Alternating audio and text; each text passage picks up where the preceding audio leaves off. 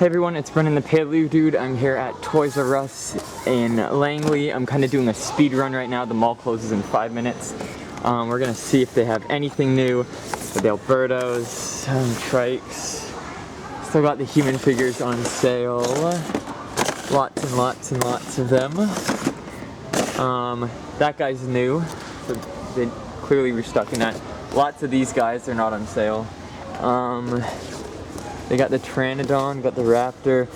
Nothing new here, still $50. Just a little less, okay? And yeah, no, nothing new besides this little guy. But I already have it, so I'm not gonna get it. And